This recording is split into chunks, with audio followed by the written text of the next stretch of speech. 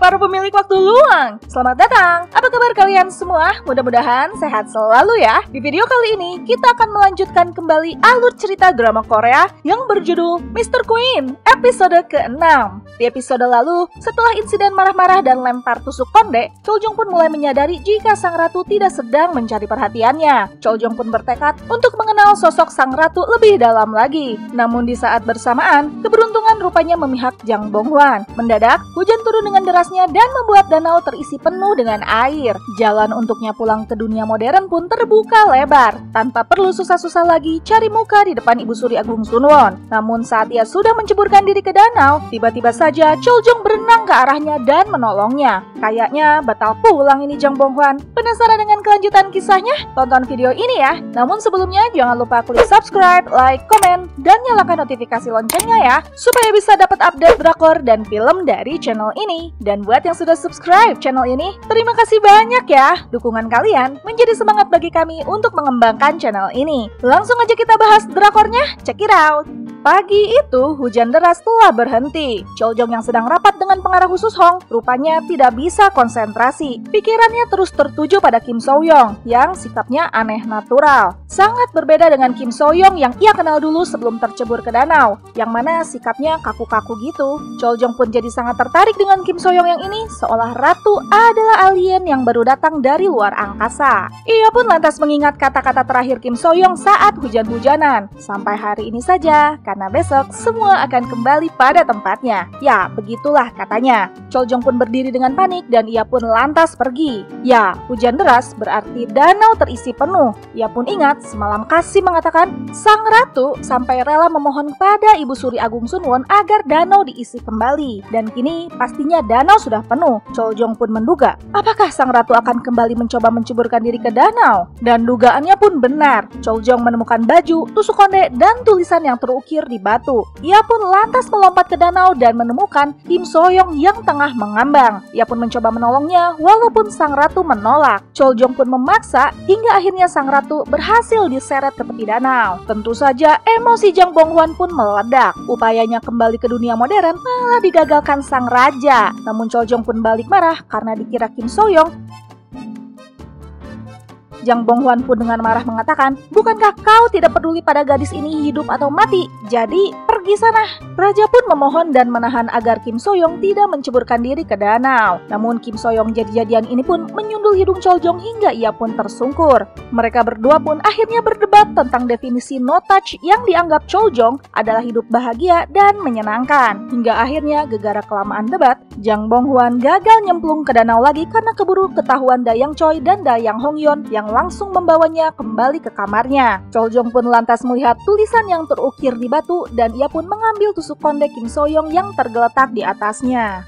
Di Balai Daejo Jeong, Jang Bonghwan pun berbohong pada Dayang Choi yang mengomelinya. Jika pagi itu, ia ingin berenang di danau. Sementara Dayang Choi dan Hongyeon mengomeli sang ratu, Jang Bonghwan pun berpikir, mungkinkah danau bukan cara untuk kembali? Lantas, apa? Sementara itu, Kim Byong-in pun tengah bersiap-siap karena hari ini adalah hari pertamanya jadi Kepala Menteri Kehakiman. Dan dengan kuasanya, ia bertekad untuk menemukan orang yang menyerang Kim So-young malam itu. Di tempat lain, Dayang Wol yang masih belum pulih benar sedang mengendap-endap keluar istana sambil membawa sebuah gantungan yang diberikan Jo Hwa-jin. Ya, Dayang Wol harus keluar istana karena peraturan menyebutkan jika orang yang bukan dari keluarga kerajaan terluka, maka ia tidak boleh tinggal di istana. Namun apesnya, Dayang Wol malah berpapasan dengan kaki tangan Kim Jua-geun itu. Ya, sang Kasim pipi codet, dan hari itu adalah akhir dari hidup Dayang Wol.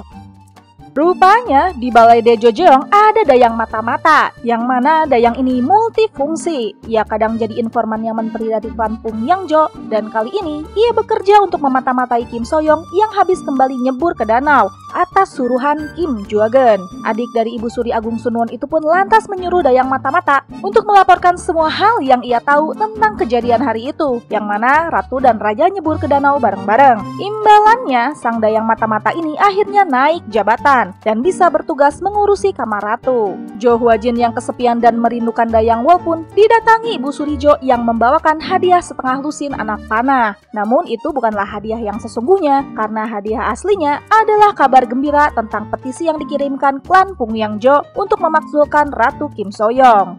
Di kamarnya, Jang Bonghwan sedang berpikir, jika bukan danau jalan ia kembali, lalu apa? Ia pun teringat saat tenggelam, keduanya sedang dalam keadaan sekarat dan nyaris tewas. Mungkinkah mereka harus berada di ambang kematian agar jiwanya bisa kembali ke tempatnya masing-masing? Jang Bonghwan pun merinding. Gimana kalau jadinya ia malah mati beneran? Duh, gak kebayang deh. Daripada pakai cara ekstrim yang menantang nyawa, Jang Bonghwan pun memutuskan untuk mencoba memahami wanita ini alias Kim So-young. Teringat kain merah hasil jahitannya yang merupakan surat wasiat, Jang Bonghwan pun kaget. Mungkinkah Kim So-young ini memang tidak berniat untuk hidup di zaman ini? Dan sekarang, setelah jiwa mereka tertukar, jiwa Kim So-young pun kabur dan tidak berniat kembali. Pikiran udah kemana-mana, Jang Bonghwan pun makin panik. Ia pun punya ide untuk menggunakan metode pemanggilan roh. Ya, Jang Bonghwan akan memanggil roh Kim So-young untuk pulang ke tubuh aslinya ini. Jang Bonghwan pun lantas bertanya-tanya pada Dayang Choi, siapa spesialis perdukunan dan perjimatan yang ada di lingkungan ia tinggal saat ini? Dayang Choi pun teringat satu orang. Ya,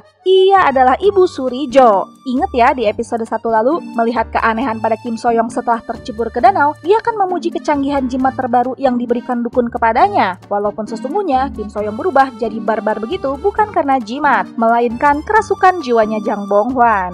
Kedatangan Kim So-young ke tempat Ibu Surijo yang dipenuhi lilin jimat dan tampak mistik banget membuat sang Ibu Suri seuzon parah pada Kim So-young. Mungkinkah Kim So-young datang karena ia tahu jika Ibu Surijo pernah dapat jimat untuk nyantet dia? Namun kedatangan Kim So-young ini untuk meminta bantuannya melakukan ritual pemanggilan roh. Ibu Surijo pun menyangkal dan mengatakan ia tidak pernah percaya hal yang begituan. Kim So-young pun lantas melirik jimat-jimat yang tertempel di pilar dan melihat lirikan Kim So-young itu, buru-buru Ibu Suri ngasih kode ke Dayang untuk mencabut semua jimat-jimat yang jelas-jelas pada nempel itu. Usahanya hendak menggunakan perdukunan pun gagal total karena Ibu Surijo tidak mau membantu. Di jalan, Jang Bonghwan memikirkan alasan kenapa jiwa Kim So-young tidak mencoba kembali ke tubuh aslinya. Apa tertekan menjadi ratu atau gara-gara patah hati? Jang Bonghwan pun kepikiran, jangan-jangan setelah bertukar jiwa dan tempat, jiwa Kim So-young yang kaku-kaku dan gak pernah berkencan ini sedang menggoda pria-pria di dunia modern menggunakan tubuh Jang Bonghwan. Hahaha. Dan makin kesini, keadaan Ratu Kim So-young yang sedang stres parah ini makin mengenaskan. Teriak-teriak dan ngomel-ngomel sendiri ke arah danau. Jang Bonghwan pun mengancam Kim So-young, jika tidak mau kembali ke tubuhnya sendiri, ia akan melukai tubuhnya Kim So-young ini pakai tusuk konde. Dayang Choi yang melihat tanda-tanda gangguan jiwa pada sang ratu pun hanya bisa memandang lemas. Kenapa ya ratu ini? Apa dia jadi begini karena sering dia omelin? Gak dapat bantuan dari Ibu Surijo, Jang Bonghwan yang putus asa pun akhirnya main jelangkung sendiri. Walaupun usahanya tidak membuahkan hasil. Hongyeon pun datang membawa hadiah buku dari Choljong, namun Jang Bonghwan menolak mentah-mentah. Dan akibat berenang subuh-subuh, ia pun akhirnya bersin-bersin. Rupanya bukan hanya Jang Bonghwan, Choljong juga sama, mendadak bersin dan flu. Di Balai Injongjeon, Choljong pun melantik Kim Byung-in menjadi Kepala Menteri Kehakiman. Choljong bertanya, dulu ia menolak ketika ditawari untuk jadi pejabat pemerintahan. Tapi kenapa sekarang mau? Kim Byung-in dengan tatapan dendam pun mengatakan ia ingin memulihkan ketertiban di negeri yang sedang krisis ini, utamanya krisis internal. Choljong pun lantas menerima petisi pemakzulan Kim So-young. Ia pun kaget, namun untuk pertama kalinya ia tegas memutuskan menolak petisi ini karena dianggap tidak ditandatangani dengan benar. Ketegasan Choljong yang tiba-tiba muncul ini mengejutkan semua orang yang ada di balai itu.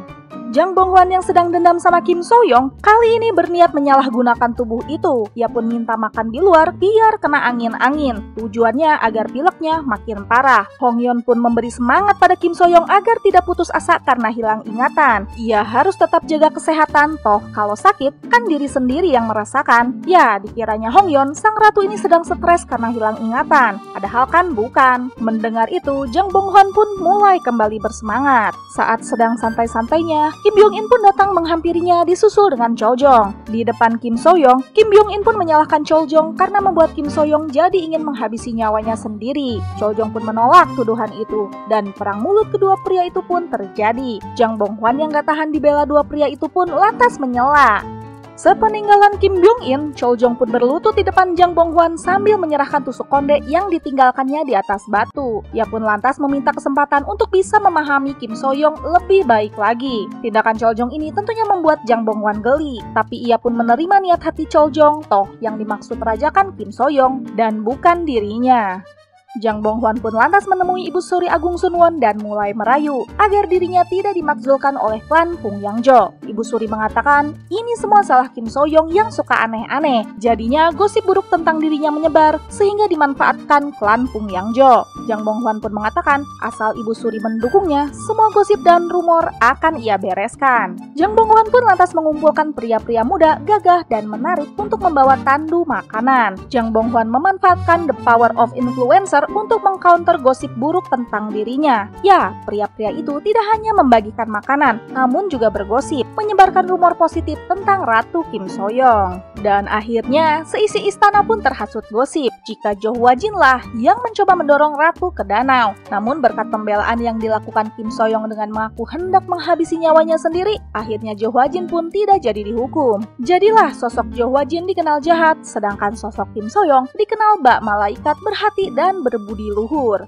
Mengetahui itu, Jo Hwa-jin pun menemui Chol Jong dan hendak menyampaikan berita ini. Namun belumlah ia ngomong apapun, Chol Jong sudah lebih dulu meminta dukungan dari ayah Jo Hwa-jin agar tidak mendukung petisi pemakzulan Kim So-young. Jo Hwa-jin pun setuju, namun ada imbalan terselubung, yaitu Jo Hwa-jin mengundang Chol Jong untuk bermalam bersama, yang mana sejak diangkat jadi selir, Chol Jong belum pernah mampir ke balainya Jo Hwa-jin. Chol Jong pun berjanji akan berkunjung malam ini. Setelah menemui Chol Jong, Jo Hwa-jin pun dadakan menemui Kim So-young yang lagi flu. Dengan gaya gantengnya, ia pun menyambut Jo Hwa-jin ke kamarnya. Dikiranya Jo Hwa-jin akan mulai bersikap baik setelah Kim So-young membelanya. Jo Hwa-jin malah menatap dingin pada Jang Bong-hwan. Ya iyalah, ini semua gegara gosip yang beredar. Jo Hwa-jin mengatakan, sejak Kim So-young membelanya, ia merasa berhutang budi. Namun sekarang, ia akan meminta bantuan ayahnya agar tidak menyetujui pemakzulan Ratu Kim So-young. Jadi impas ya. Jo Hwa-jin pun bertanya, dulu Kim So-young kehilangan raja karena kebohongan itu. Dan apakah sekarang Kim So-young akan berbohong lagi untuk mendapatkan perhatian raja? Dengan tegas, Jang Bong-hwan mengatakan, ia nggak tertarik pada raja sama sekali. Jo Hwa-jin pun lantas mengatakan jika malam ini ia akan menghabiskan malam dengan raja. Jang Bong-hwan pun kaget. Ya, bukan sedih karena raja, melainkan sedih karena Jo Hwa-jinnya. Jang Bong-hwan pun patah hati, namun Jo Hwa-jin menganggap jika Kim So-young patah hati karena raja. Di rumah bordil, Kim Byong-in pun melobi seorang menteri dari klan Pung Yang-jo yang hendak memakzulkan Kim So-young. Kim Byong-in pun menunjukkan surat yang jadi bukti jika Jo Hwa-jin bekerja sama dengan Ibu Suri Jo untuk menyingkirkan Kim So-young. Ya, itu surat jebakan yang dibuat Kim Jo-geun. Ingat di episode 4 ya. Dengan ancaman surat itu, Kim Byong-in meminta agar klan Pung Yang-jo membatalkan petisi pemakzulan Kim So-young. Jika tidak, Kim Byong-in akan menyebarkan surat itu dan membuat nama Jo Hwa-jin, Ibu Suri Jo, dan klan Pung Yang-jo hancur. Sang menteri klan Pung Yang-jo itu pun akhirnya menyetujui. Malamnya, Jo Hwa-jin meminta Yong Pyong mengirim surat pada ayahnya yang isinya agar tidak memberi dukungan terhadap petisi pemakzulan Kim So-young. Yong Pyong pun menolak dan hendak berdiskusi dulu dengan Chol Jong terkait masalah ini karena ia pikir pemakzulan ini adalah salah satu jalan untuk menggoyangkan klan Andong Kim. Dan mau nggak mau, Yong Pyong pun akhirnya membawa surat itu. Sepeninggalan Yong Pyong, Jo Hwa-jin pun bersiap untuk menyambut Chol Jong. Yong Byong pun menemui Chol Jong yang hendak mengunjungi kamar Jo Hwa-jin dan menyarankan agar tidak membatalkan pemakzulan ratu. Namun Chol Jong teguh pendirian, toh jika Kim So-young dimakzulkan akan ada ratu pengganti yang sama dari klan Andong Kim. Lagi pula ratu sudah membela Jo Hwa-jin. Yong Pyong pun mengingatkan agar tidak goyah terhadap ratu dan Chol Jong harus berjanji jika ratu ternyata musuh, Chol Jong harus menyingkirkannya dengan kedua tangannya sendiri. Sementara itu, di kediaman Ibu Suri Jo, seorang dukun datang dan hendak melakukan ritual pada Kim So-young, yang mana ia kini tengah mangkal di dapur. Di sana, Jang Bong-hwan alias Kim So-young ini kembali menghabiskan waktu untuk menjahit spanduk. Rupanya, ia berniat untuk berbisnis kuliner di istana. Ya, setelah sekian lama tinggal di zaman itu, Jang Bong-hwan mulai kerasan. Ia pun bertekad untuk membawa ide-ide zaman modern ke zaman itu dan menjadi orang pertama di Korea yang menemukan sesuatu seperti Einstein atau Thomas Alva Edison gitu. Di balainya Ibu Suri Jo, sang dukun yang sedang melakukan ritual mengatakan jika tubuh ratu telah dirasuki roh jahat. Di saat bersamaan, Jang Bong-hwan yang sedang termotivasi dan semangat-semangatnya hendak menjadi penemu AC di Korea, tiba-tiba saja pingsan. Rupanya di dunia modern, Jang Bong-hwan sedang koma di rumah sakit dan sebuah tangan tengah melepas masker oksigennya yang mana membuat tubuh Jang Bonghwan yang asli menjadi kritis. Sementara itu di dapur, semua orang panik dengan pingsannya Kim So-young. Sang koki kumis baplang yang memeriksa keadaan ratu pun mengatakan jika sang ratu telah berhenti bernafas. Dan episode ke-6 pun selesai. Gimana nih para pemilik waktu luang? Makin kesini makin rumit ya ceritanya. Di episode 6 ini, Jang Bonghwan alias Kim So-young pun berkesimpulan jika danau bukanlah jalannya untuk kembali, melainkan ia harus berada di dalam posisi di ambang kematian agar jiwanya bisa kembali bertukar. Di sisi lain, Chol Jung pun nampaknya mulai goyah terhadap Kim So-young dan untuk pertama kalinya ia bertindak tegas dengan menolak pemakzulan sang ratu, yang mana sikap tegasnya itu sudah lama ia coba sembunyikan. Namun demi ratu, akhirnya keluar juga sikap aslinya itu. Namun Kim Byung-in pun tidak tinggal diam, ia pun membuat kesepakatan dengan menteri dari klan Bung Yang-jo untuk membatalkan pemakzulan Kim So-young sebagai ratu. Dan malam ini saat Chol Jung dan Jo Hwa-jin hendak menghabiskan malam bersama, mendadak Kim So-young pingsan dan tak bernafas. Apakah ini ada hubungannya dengan ritual perdukunan yang sedang dilakukan Ibu Surijo? Atau nyawa Jang Bonghwan asli tengah terancam di dunia modern sehingga jiwa mereka akan kembali bertukar? Penasaran dengan kisah selanjutnya? Nantikan episode ketujuhnya ya. Dan terima kasih telah menonton channel ini. Dadah!